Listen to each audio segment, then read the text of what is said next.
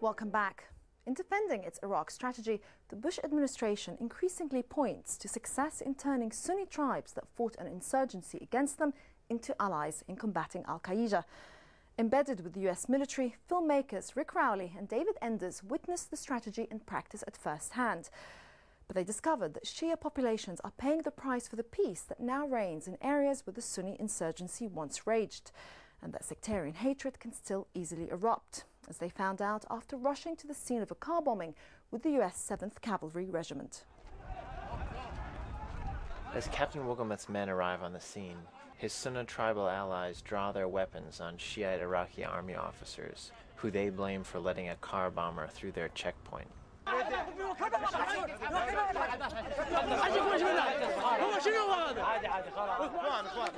want you to get on the speaker. Everybody goes home or they go to jail right now.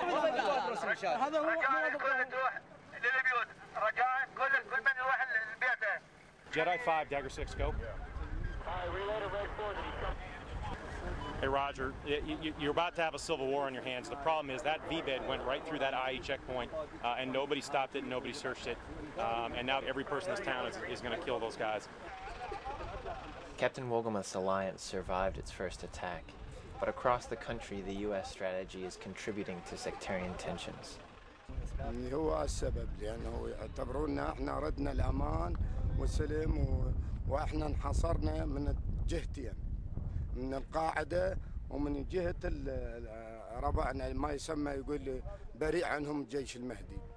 The fighters in Taji talked as much about the Mehdi army, cleric Muqtada al-Sadr's Shiite militia, as they did about the al-Qaeda enemy the Americans have enlisted them to fight. فاحنا هاي المنطقة صفيناها من القاعدة ورح نتحرك ان شاء الله على على شيخ نديم مساعدة الشيخ باسم والشيخ محمود رح يتفقون الشيخ نديم يطردون جيش المهدي. The bombing was almost certainly carried out by Sunni groups opposed to a Sunni tribal alliance with the Americans. So why were people here afraid of the Shiite Mehdi army? There weren't any Shiites in the town of Falahat. The so-called freedom fighters allied with the Americans told us that the Shia had gone. Even the new American base in Falahat was in a Shia family's old house. Why had the Shia families left? Had they been forced out?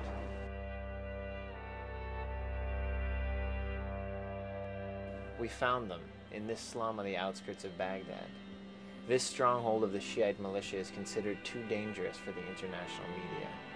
We are the first camera to film with these internal refugees. A campaign of sectarian cleansing and terror has forced Shiites from their homes across the country into slums, like these in Baghdad where the Mehdi army provides security. The Sadr office says that 14,380 refugee families have already registered with them in this neighborhood alone. That's between 115,000 and 140,000 people. The Shiite residents who left Falahat now crowd into these tiny cinder block houses. تهديد قبل القصف بين تدخلون البكان أوراق ومنشورات وطلعوا من المنطقة هاي البكان مو لكم تابع وصار القصف مركز على البيوت وأنا بيتي حاليا هسه معرض للقصف هاون انضرب وهاون بعده لحد الآن ما موجود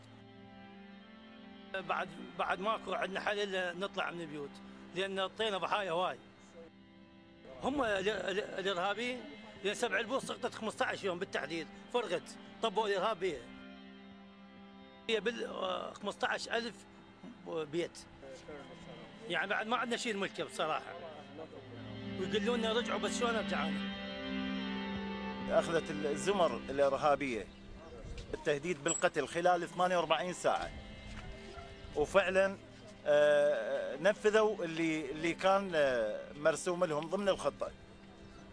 يوميا بالمنطقة قتل 1 2 هناك بالمنطقة مع الحصوة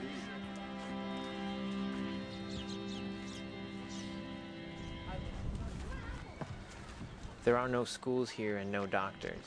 None of these cinder block houses have running water, and residents walk in the 120-degree heat to get polluted tap water from a hose. The Iraqi government provides no aid to these people. The UN doesn't exist here, and foreign NGOs will not even let their staff visit these neighborhoods. The scale of this crisis is astronomical. Nationwide, campaigns of terror and sectarian cleansing have forced between 4 and 6 million Iraqis to flee their homes. Adnan Ali al-Kadhimi, the deputy director of the Iraqi Red Crescent, says that even though attacks on the U.S. military have decreased in Anbar, Shia families have not been able to return home. Very small numbers had managed to return, but then they did not stay for long. And immediately after they faced their danger, they had to escape back. As time passes, the new sectarian divisions solidify and become more permanent. صار حوالي سنتين أكثر من سنتين ولا زال الوضع متأزم جدا يعني هناك وحتى بحيث واحد إذا يريد يعبر من ذيك مناطق اللي من ذيك الصفحة لا يمكن يعبر. None of the Shiite families from Taji believe it is safe to return to their homes. الوضع غير مستقر. الوضع غير مستقر والقتل مستمر. أستاذ سلام رجعت عندنا عوائل وقتلوا خلال مسيرهم في الطريق. يما من بدايته راحت مرة منها راح تجيب الحصة مالتها هي وبتها، بيتها صغيرة. ذبحوها على الشارع.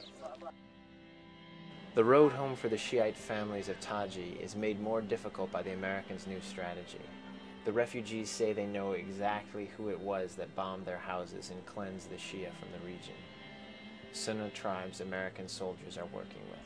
7 أشارية كافية على تهجير هذه المجموعة من الزوبع، الجميلي، الفلاحات، العشائر اللي تسكن هناك، الفلاحات.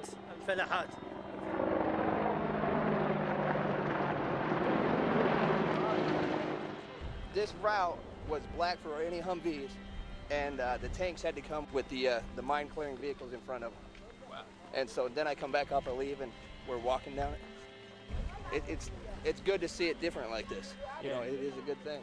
Back in Taji, the alliance with former Sunni insurgents has produced some remarkable results. Americans can now walk on foot through neighborhoods where 6 months ago even tanks were not safe. But the town's former Shiite neighbors cannot. To the U.S. military, the so-called Sunni freedom fighters may be selfless patriots taking their villages back from al-Qaeda.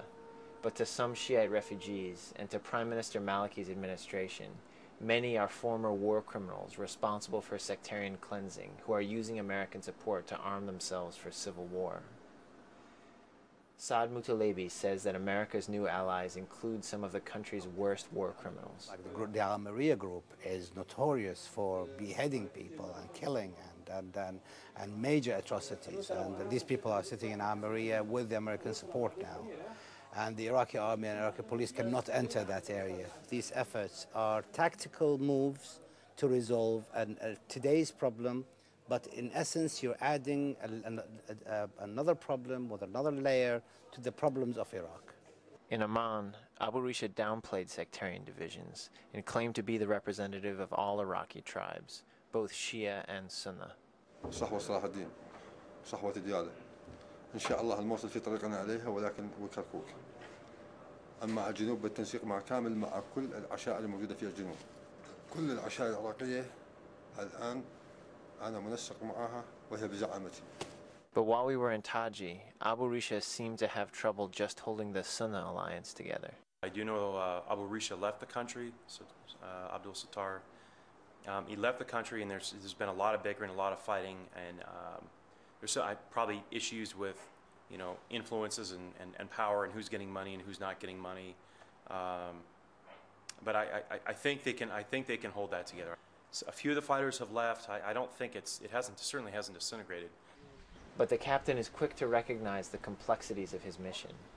With other armed Sunni groups attacking his allies, friction between the Shiite Iraqi army and the freedom fighters, and the allegations that the local tribes are using American support to arm themselves for civil war, his soldiers face a complex diplomatic mission, one that they did not imagine and have not been trained for.